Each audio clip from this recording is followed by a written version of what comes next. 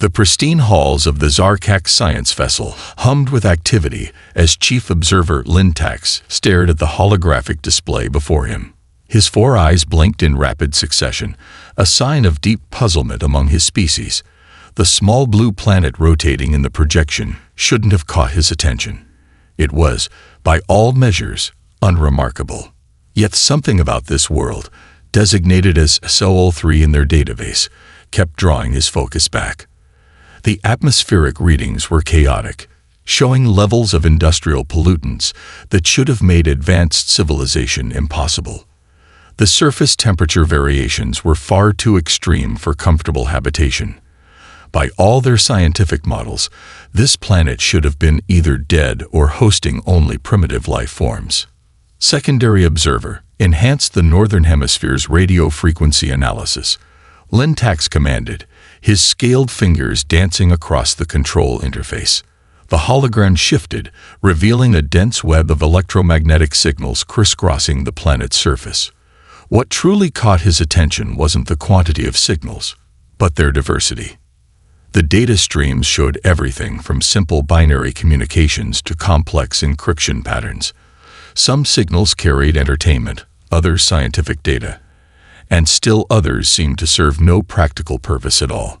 It was as if the species couldn't decide on a single efficient communication method and instead chose to use them all simultaneously. Most unusual, he muttered, making notes in his observation log.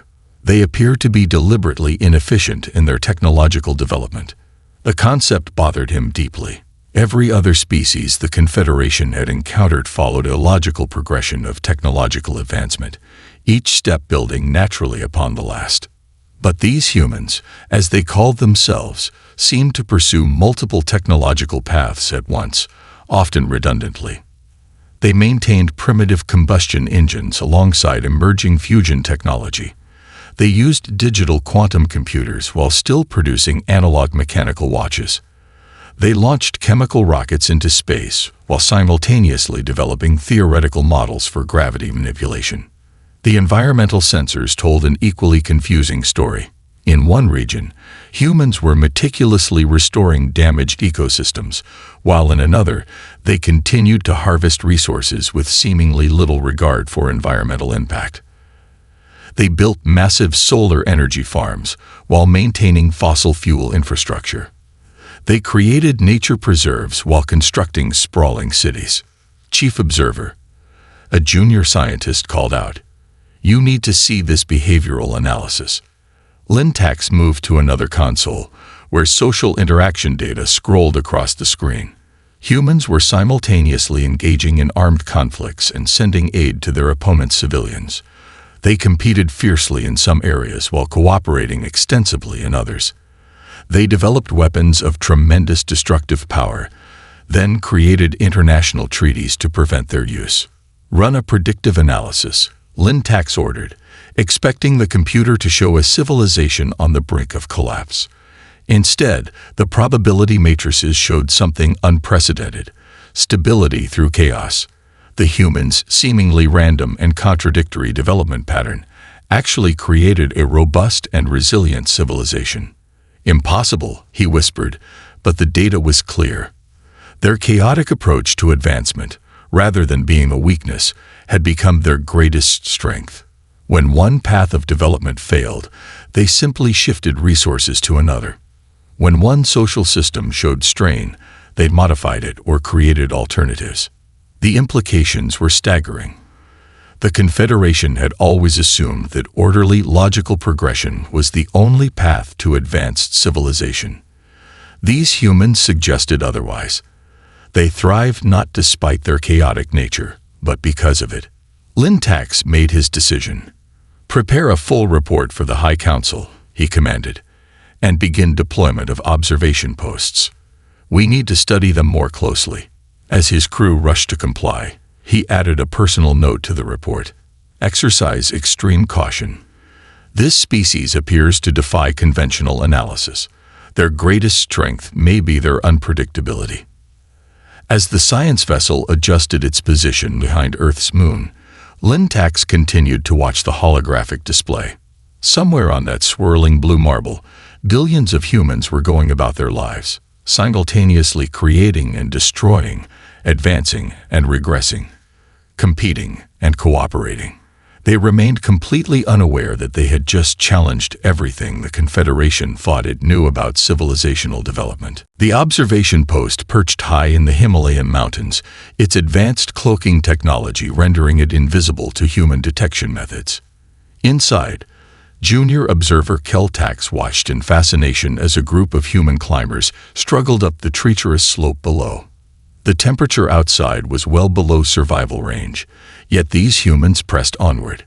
"They're attempting to reach the summit again," Keltax reported, adjusting the sensors to compensate for the swirling snow. "This marks the 15th attempt this season. Previous attempts resulted in 3 fatalities." He paused, mandibles clicking in confusion. Yet they continue. Senior Observer Retnax floated to the observation window, her hover field humming softly. "What is their stated purpose for this clearly dangerous activity?" she asked, though she had reviewed similar reports dozens of times before. "According to their communications, they climb because it's there." Keltax replayed the intercepted radio chatter. The humans' laughter echoed through the post as they shared stories and encouraged each other, even as their vital signs showed clear physical distress. Across the globe, other observation posts reported similarly puzzling behavior. In the Mariana Trench, humans in primitive pressure vessels explored the crushing depths. Their technology was barely adequate, yet they photographed new species and collected samples with evident joy. In orbital stations, astronauts conducted experiments while gazing at Earth, with what the observers could only interpret as deep emotional attachment. Update from Education Center Observation Post 5. The communications array chimed. The holographic display shifted to show a human classroom. Young humans sat enthralled as their teacher described distant galaxies, their neural patterns showing intense engagement despite having no practical way to reach these celestial bodies. They teach their young about phenomena they cannot hope to experience, Retnax noted, adding to her behavioral analysis. Yet the children's creativity indicators spiked during these sessions. The displays showed the students' artwork, imaginative depictions of alien worlds, advanced spacecraft, and human colonies among the stars. In another window, a human entertainment center displayed what they called movies. The observers had initially dismissed these as mere fantasy, but deeper analysis revealed something profound. Humans spent countless hours immersing themselves in stories about alien contact. Some depicted peaceful encounters, others showed conflict, but all of them posed the same fundamental question: how would humanity react? They're preparing themselves, Retnax realized, her epiphany triggering a cascade of neural impulses, not through traditional training or technology, but through imagination and storytelling. The implications were stunning. Without knowing aliens existed, humans had been psychologically preparing for contact through cultural narratives. The observation post's sensors suddenly detected a spike in electromagnetic activity from a nearby human settlement. A small group of humans had gathered in what they called a hackathon, working through the night to develop new software. Their goal: to detect anomalies in satellite data that might indicate alien presence. "Should we relocate the post?" Keltax asked, concern evident in his harmonic voice patterns. "They're becoming more sophisticated in their detection capabilities." Retnax considered the question carefully. The humans below were using repurposed weather satellites and modified radio telescopes, creating detection systems from technology that shouldn't have been capable of such functions. They were adapting and combining their tools in ways the Confederation had never considered. "No," she decided. "Continue observations. We need to understand how they make these intuitive technological leaps." She watched as the young humans below celebrated solving another small piece of their self-imposed puzzle. Their strength isn't in their current technology, but in how quickly they improve it. As the mountain's shadow lengthened across the valley, Retnax compiled her daily report to the science vessel. The climbers had reached their summit, planting their flag with triumphant cheers. The hackathon participants had created something new, sharing their code freely across their global information network. In classrooms, theaters, and laboratories across the planet, humans continued to simultaneously imagine and build their future. Most concerning update, she wrote in her private notes. They're not just advancing, they're actively looking for us, and they're doing it in ways we never expected. The Zarkak Central Analysis Chamber buzzed with intense activity as researchers compiled their latest observations of Earth. The massive data wall displayed thousands of human activities simultaneously, each one challenging the Confederation's understanding of civilizational development. Lead analyst Martax stood before the High Council's projection, his scales shifting to a deeper blue with concern. Honored Council, our latest findings defy conventional models. The humans are implementing technological advancements in a pattern we've never encountered. The display shifted to show a human research facility in Antarctica. Scientists there worked in temperatures that should have discouraged settlement, yet they maintained complex experiments to understand their planet's climate history.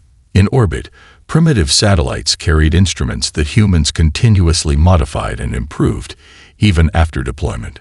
They intentionally create obstacles for themselves, Martax explained, highlighting multiple scenarios. They establish research stations in the harshest environments. They design competitions with arbitrary constraints. They even practice for emergencies that have never occurred. The council members watched as the display showed a space agency conducting a simulation of an asteroid impact. The humans had no current means to prevent such a disaster, yet they dedicated significant resources to solving this hypothetical problem. Most peculiar is their response to failure, Martax continued, bringing up new data streams. When their experiments fail, they exhibit brief signs of frustration, but their neural activity shows increased determination. They view failure not as a setback, but as a data point. The evidence was undeniable. After a failed rocket launch, humans didn't abandon the project. They launched another within months, having incorporated improvements based on the failure. When their early quantum computers proved unstable, they developed new ones using completely different architectural approaches. They actively seek out challenges. A council member observed, their tone carrying notes of disbelief. They create artificial difficulties, even when none exist. The display shifted to show human athletic competitions. Individuals trained for years to run milliseconds faster, jump millimeters higher, or lift fractionally more weight than others. They celebrated these tiny improvements as significant victories. Their educational systems reflect this pattern, Martax added, showing footage from various learning institutions. They pose questions that have no practical application. They teach advanced mathematics to students who will never use it. They encourage speculation about theoretical concepts. The council chambers filled with murmurs as the implications became clear. Every other species the Confederation had encountered developed linearly, solving problems as they arose. Humans invented solutions to problems they didn't have yet, created challenges they didn't need to overcome, and celebrated the attempt as much as the achievement. There's more, Martax said, his scales now shifting to violet with excitement. They appear to be capable of simultaneous contradictory development paths. The display showed multiple Earth laboratories working on different solutions to the same problems, often using opposing theoretical frameworks. They waste resources, one council member noted disapprovingly. No, Martax corrected, they create redundancy. When one approach fails, others continue. Their progress isn't linear, it's exponential through parallel development. The data wall suddenly flashed with new information. Somewhere in a human city called Singapore, a young student had just proposed a new mathematical approach to quantum entanglement. The solution was elegant, unexpected, and derived entirely from theoretical work rather than practical necessity. They think differently, Martax concluded. They don't just solve problems, they actively seek them out. They don't just overcome obstacles, they create them intentionally. And most importantly, they appear to enjoy the process. The High Council sat in silence, absorbing the implications. The humans weren't just advancing technologically, they were evolving their problem-solving capabilities in ways the Confederation had never imagined possible. They treated the unknown not as a boundary to be respected, but as a frontier to be explored. Continue observations, the Council leader finally ordered, but exercise extreme caution. Any species that actively seeks out challenges may react, unexpectedly, to being studied. As the analysts returned to their work, the data wall continued its endless display of human activities. Somewhere on Earth, someone was always pushing boundaries, asking questions, or creating new challenges, not because they had to, but because they chose to. The Zarkax Control Center hummed with anticipation as Test Director Vectax initiated the first controlled experiment. Holographic displays showed 3 major Earth cities, each about to experience a carefully orchestrated technological disruption. The goal was simple: observe how humans handled unexpected challenges. Initiating Phase 1 in Tokyo, Vectax announced. With precise calculations, the Zarkax technology created a localized power failure across the city's central districts. The observers watched intently as darkness spread across the metropolitan area. Within minutes, human emergency protocols activated. But what caught the observers' attention wasn't the response speed. It was the variety. Some districts immediately switched to backup power systems. Others organized community support networks. Street vendors gave away free food. Citizens directed traffic at darkened intersections, and neighborhood groups checked on elderly residents. Most unusual, noted research lead Pentax. They're creating solutions we didn't anticipate.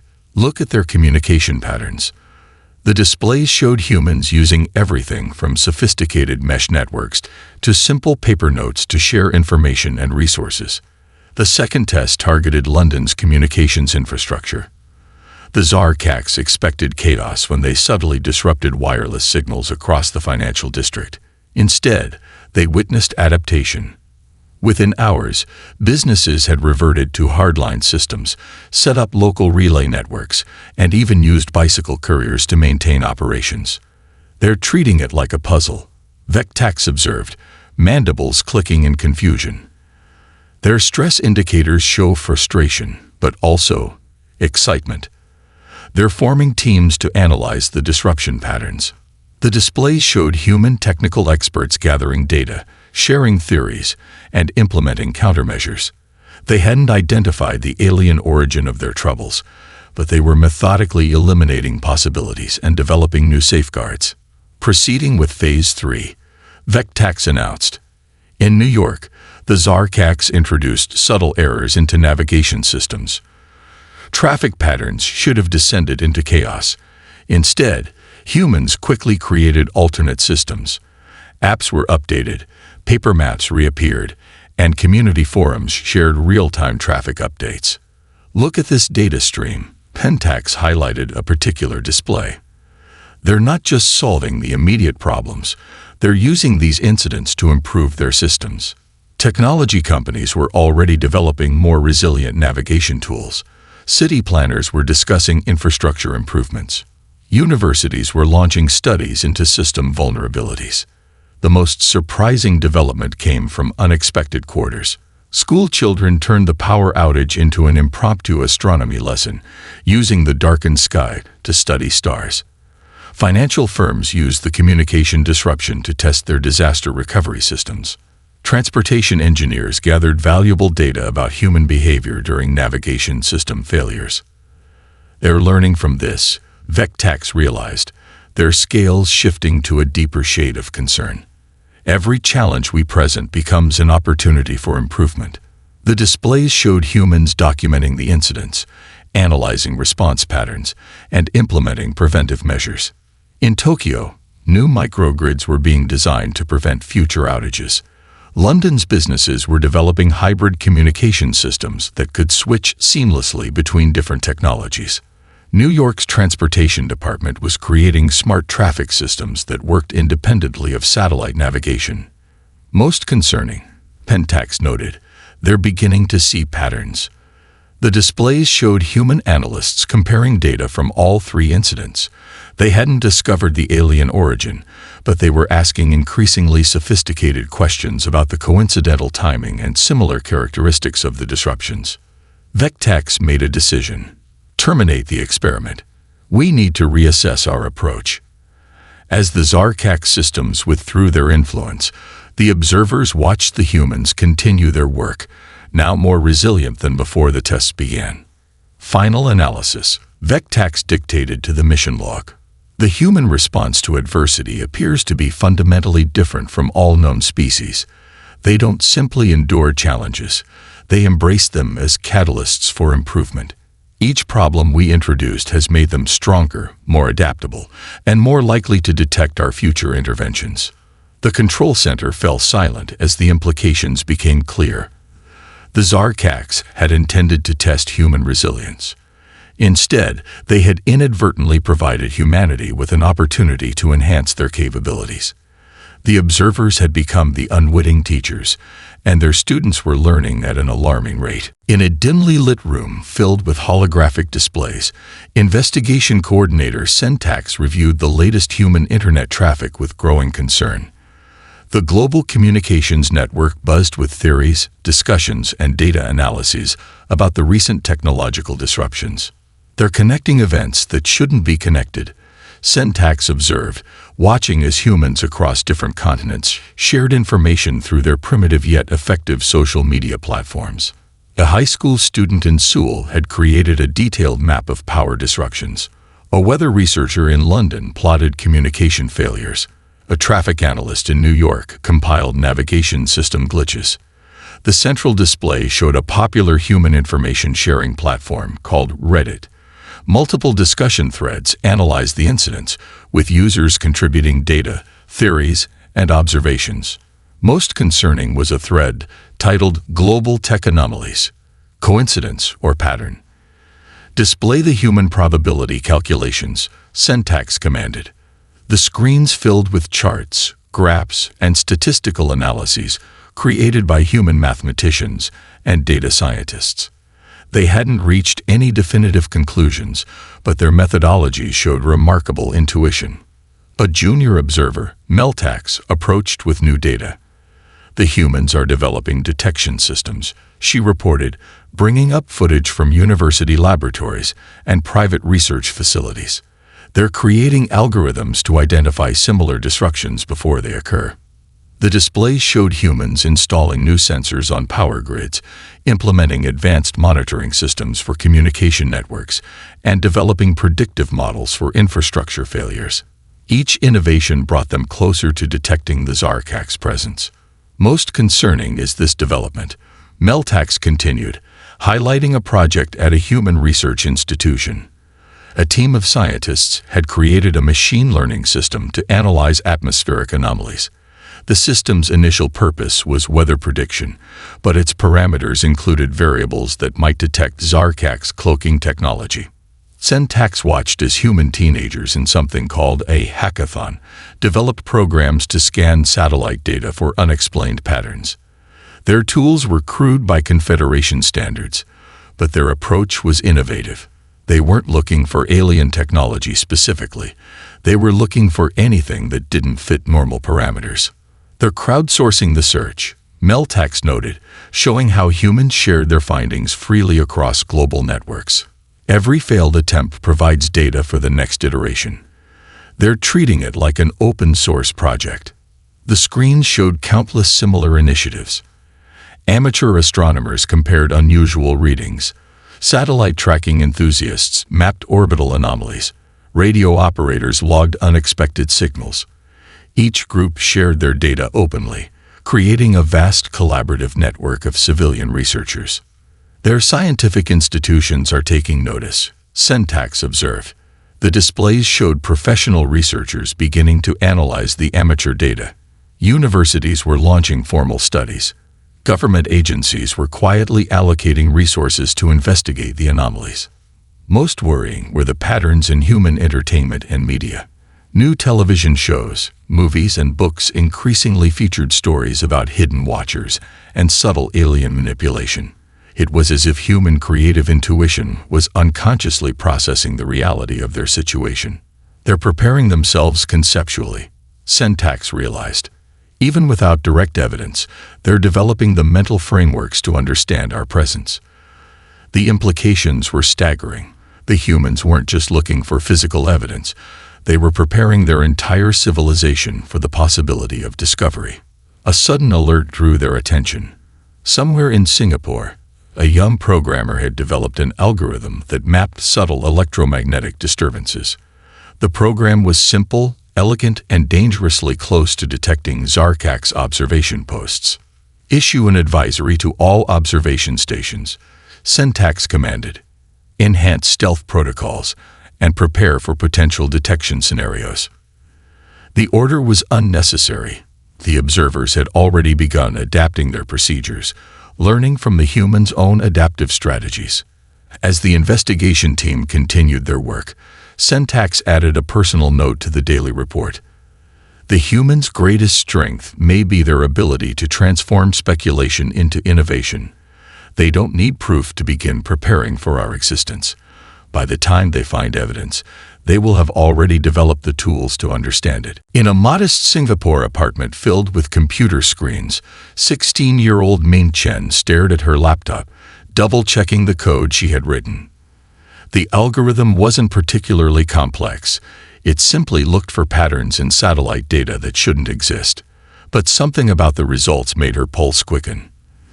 "The anomalies are too perfect," she whispered, adjusting her parameters. The screen displayed a global map with subtle distortions and high-altitude readings. Most would dismiss them as equipment errors, but Ming had noticed they moved in precise patterns, following mathematical rules that nature never used. Through encrypted channels, she shared her findings with a private network of young scientists she had met through international science competitions. Within hours, responses flooded in. A physics student in Brazil confirmed similar patterns in atmospheric pressure readings. A young astronomer in Kenya found corresponding irregularities in starlight observations. In the Zarkak's observation post overlooking Singapore, warning officer Dex Tax watched with growing alarm. "The human girl has created something unexpected," he reported to the science vessel. "Her algorithm detected our gravitational footprint." Ming's group worked methodically, gathering data from weather stations, amateur radio operators, and home astronomy equipment. They weren't trying to prove alien existence. They were simply documenting unexplained phenomena with scientific precision. "They're using our own schedule against us," secondary observer Yun Tax noted. The humans had identified patterns in the anomalies because the Zarkaks followed precise observation protocols. Their methodical nature had become a vulnerability. The young scientists' network expanded carefully.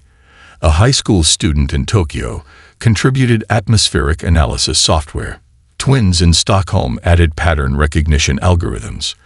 A quantum computing club in California helped process the massive datasets. Most remarkable, Yun Tax observed, they're not sharing their findings publicly.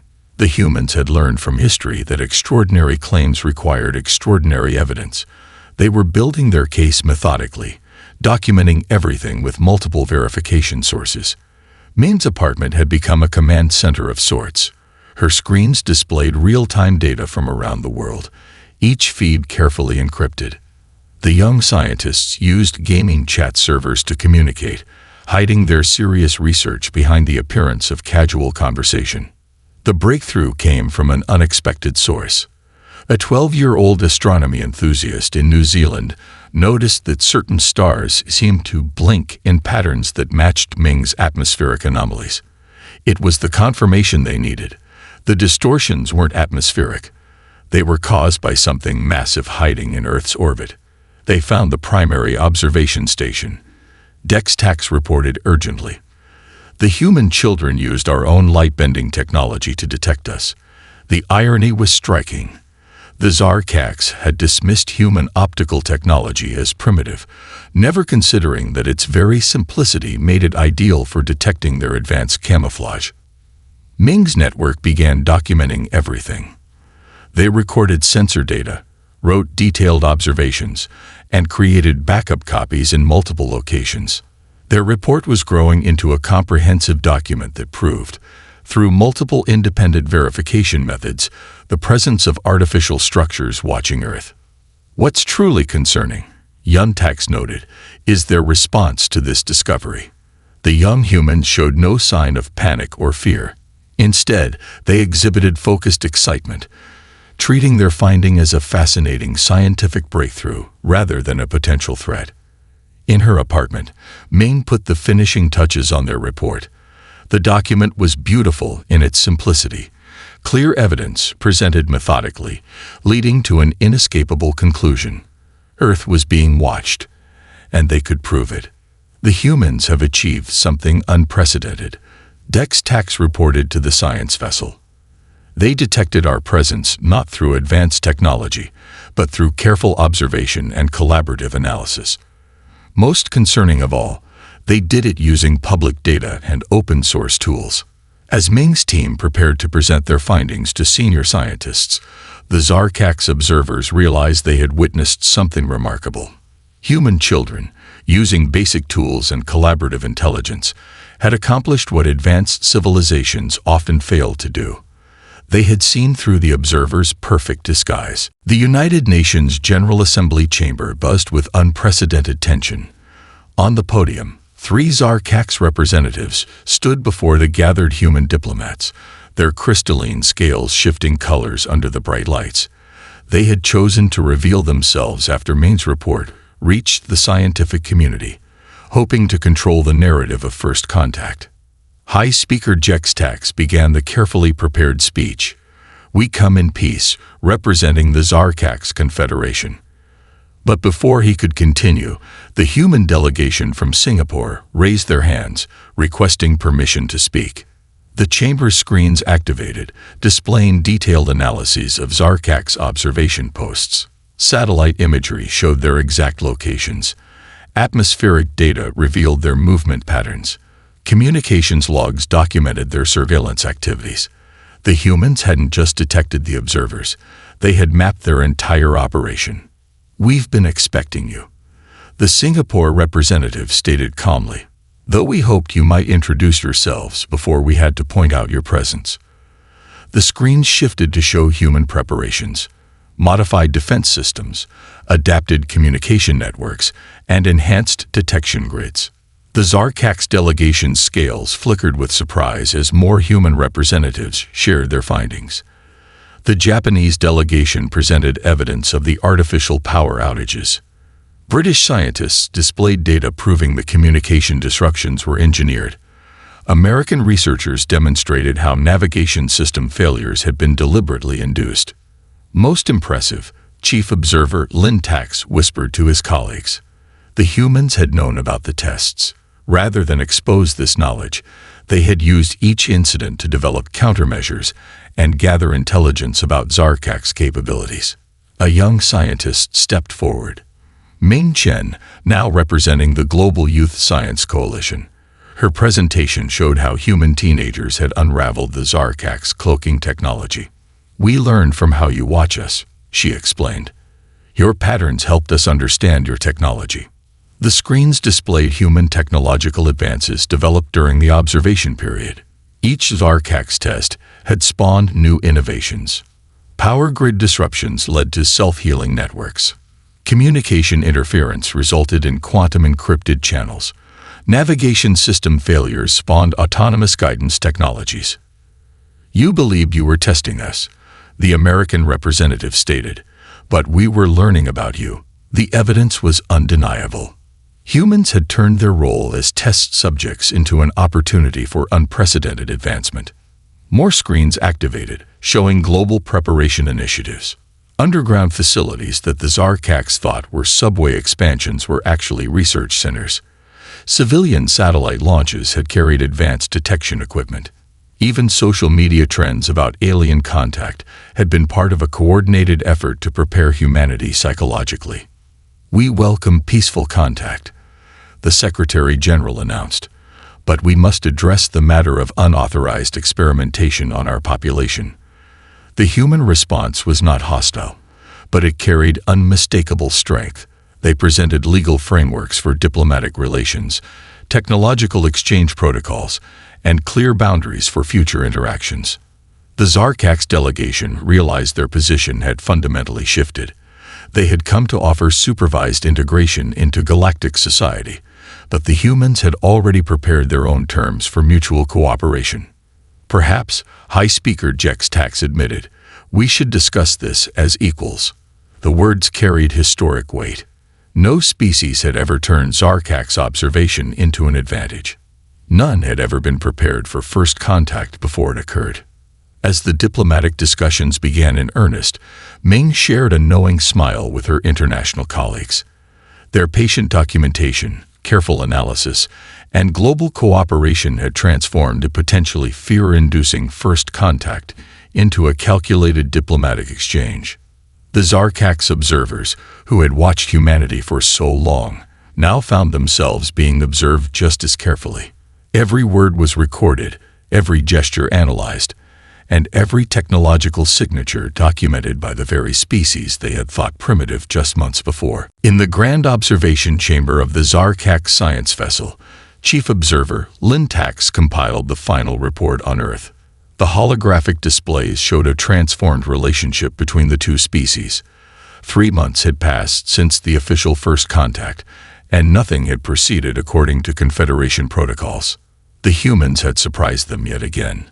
Instead of reacting with fear or anger to the revelation of being studied, they had turned the situation into an unprecedented cultural exchange. Their diplomatic approach combined curiosity with careful boundaries, eagerness with measured caution. Display the technological exchange statistics, Lintax commanded. The screens filled with data showing the unusual balance of knowledge sharing. Humans readily offered innovations in renewable energy and environmental restoration. In return, they sought understanding of specific Zarkax technologies. Not the most advanced ones, but those that could solve immediate Earth problems. A junior observer approached with the latest cultural integration report. Earth's entertainment industry had already produced dozens of documentaries about the Zarkax. Children's books featured accurate depictions of their biology.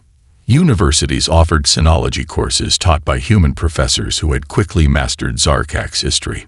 Most fascinating is their educational adaptation, the junior observer noted. The screens showed human schools incorporating Zarkax mathematical principles into their curriculum. But rather than simply copying alien methods, they merged them with human teaching styles, creating hybrid approaches that even Zarkax educators found intriguing. Ming Chen, now heading Earth's Young Scientists Exchange Program, had developed protocols for sharing research between human and Zarkax students. Her methods emphasized collaborative learning, combining human creativity with Zarkax precision. The results exceeded all expectations. They're not just learning from us, Lintax realized, watching footage from a joint research facility. They're teaching us as well. Human approaches to problem solving, their willingness to embrace unofficial solutions, and their ability to find unexpected connections had begun influencing Zarkax scientific methodology. The diplomatic feeds showed similar evolution. Humans had adapted parts of Zarkax formal protocol, but maintained their own diplomatic styles. They hosted informal cultural events alongside official meetings, creating opportunities for genuine connection beyond political necessity. Most remarkable is their speed of adaptation. Lintax noted in his report, Earth's technology sectors had already begun incorporating Zarkax principles into their designs. But instead of creating copies, they developed hybrid technologies that sometimes surpassed the originals in efficiency. The screen showed the first joint space mission preparing for launch. The vessel combined Zarkax propulsion technology with human life support systems. The crew included members of both species, trained to complement each other's strengths and compensate for their different physiological needs. The conclusion is unavoidable. Lintax stated, his scales shifting to a deep purple of profound realization. We didn't discover humanity. Humanity discovered us, at precisely the pace and time they were prepared to handle the revelation. The final report contained an unprecedented recommendation. The Confederation needed to reevaluate its protocols for emerging civilizations. The human example proved that technological advancement alone didn't measure species development. Their ability to turn observation into opportunity, to transform challenges into progress, and to adapt without losing their identity suggested a new model of civilizational assessment was necessary. As Lintax completed the report, his screen showed scenes from around Earth. Human children played with young Zarkax in specially designed parks. Scientists from both species collaborated on environmental restoration projects. Artists created works that merged both cultures' aesthetics into new forms of expression. The greatest discovery, he wrote in his personal notes, was not finding Earth. It was learning that our most basic assumptions about civilizational development were incomplete. The humans didn't just survive our tests. They turned them into tools for advancement.